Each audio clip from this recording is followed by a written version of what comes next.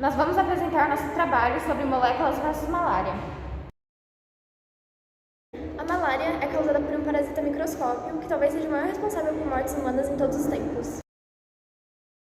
Até hoje, ocorrem de 300 a 500 milhões de casos de malária por ano. 2 a 3 milhões de mortes é só de crianças na África. Ela é transmitida mais rápida que a AIDS e a cada paciente infectado com malária pode transmitir a centenas de outras pessoas. Há 4 diferentes espécies do parasita da malária, que são Vivax, Falciparum, Malaria e Ovale. Os sintomas da malária são febre alta, dores musculares, terrível dor de cabeça e calafrios. Ela é transmitida de ser humano para ser humano pela picada do mosquito anófilo.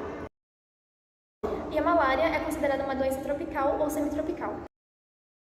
Os exércitos eram os que mais eram contaminados pela malária, por dormirem, em barracas ao ar livre, permitindo os mosquitos picarem eles à noite mais facilmente. Durante os séculos, muitos métodos foram usados como tentativa de controlar a doença, e uma delas foi a quinina.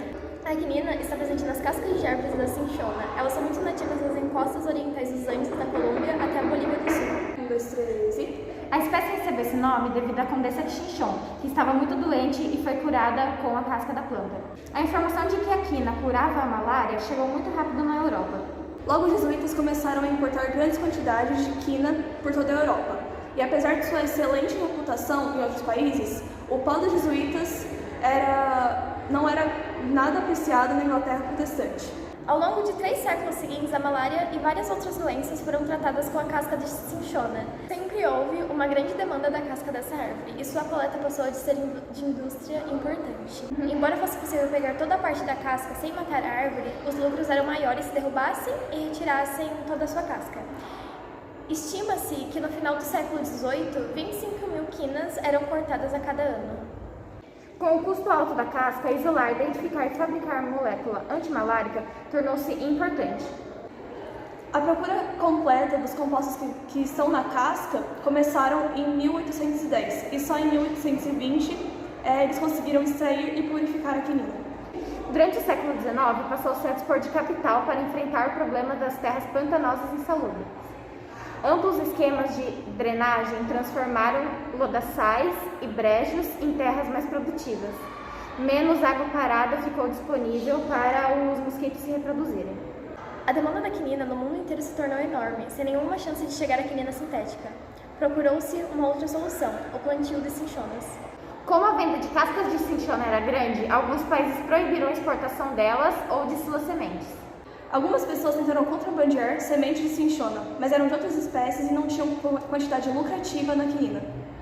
Em 1861, o governo holandês comprou de um australiano sementes de uma árvore que supostamente tinha um número elevado de quinina. Essa compra foi considerada o maior investimento da história por era, e os níveis da quinina na árvore eram de 13%.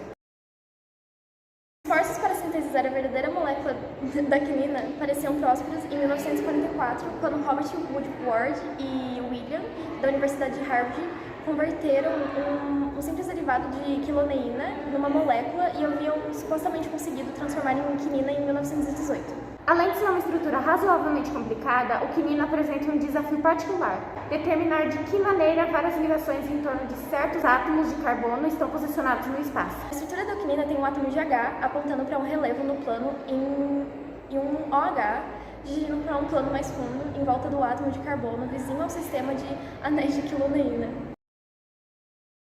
Em 1880, um médico do exército francês fez uma descoberta que acabou abrindo caminho para uma nova abordagem molecular à luta contra a doença. Usando o microscópio para examinar amostras de sangue, ele descobriu que o sangue dos pacientes de malária continha células que hoje sabemos serem um estágio do protozoário malárico plasmódio, ou plasmódio. Nos primeiros anos do século XX, graças a uma variedade de fatores, a incidência da malária diminuiu enormemente na Europa Ocidental e na América do Norte. Sendo o DDT um inseticida de efeito tão duradouro, com um tratamento a cada 6 meses ou até em 1 ano, onde o lugar que a doença era sazonal, e bastava apenas para dar proteção contra a doença. Embora a cruzada da OMS contra a malária de início parecida tão promissora, a erradicação mutação global do parasito provou-se mais difícil do que se esperava por diversas razões, entre as quais o desenvolvimento de resistência ao DDT pelo mosquito, o crescimento da população humana, mudanças ecológicas que reduziram o número de espécies predadoras dos mosquitos e suas larvas, guerras, desastres naturais, declínio dos serviços de saúde pública e aumento da resistência do plasmódio à molécula antimalárica. O risco de morte por malária desapareceu em grande parte dos países desenvolvidos, um benefício direto e gigantesco proporcionado pela molécula muito difamada. Mas para milhões que ainda vivem em regiões maláricas, o risco permanece. Embora a molécula de quinina tenha permitido o crescimento do Império Britânico e a expansão de outras colônias europeias, no século XIX foi o sucesso da molécula de DDT, com inseticida que erradicou finalmente a malária da Europa e da América do Norte no século XIX.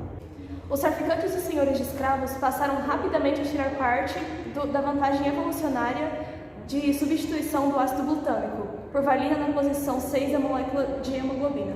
Tudo o que sabiam era que, em geral, eles conseguiriam sobreviver às febres nos climas tropicais adequados ao cultivo do açúcar e do algodão, ao passo que os indígenas americanos, levados de outros lugares do Novo Mundo para trabalhar nas plantações, sucumbiam rapidamente às doenças. Esses glóbulos vermelhos endurecidos em formato de foice, tão difíceis de se apertar através de estreitos capilares sanguíneos, podem causar bloqueios em minúsculos vasos sanguíneos, deixando as células de tecido muscular e de órgãos vitais sem sangue e oxigênio. O corpo destrói as células anormais falciformes numa taxa mais rápida que as normais, o que resulta numa redução global das células sanguíneas vermelhas, isso é anemia. A hemoglobina normal, que fornece imunidade à malária na população indígena americana, é considerada uma prova decisiva de que não existia malária no continente americano antes da chegada do Colombo. Depois que as células falciformes começam a bloquear capilares, tecidos locais ficam deficientes em oxigênio. Hemoglobina oxigenada é convertida à forma desoxigenada e mais células ainda se tornam falciformes. Um círculo vicioso que conduz rapidamente a uma crise. É por isso que os portadores com o traço das células falciformes são suscetíveis à deformação de seus glóbulos vermelhos. Embora apenas que cerca de 1% deles esteja normalmente no estado falciforme, 50% de suas moléculas de hemoglobina têm o potencial de se tornarem falciformes.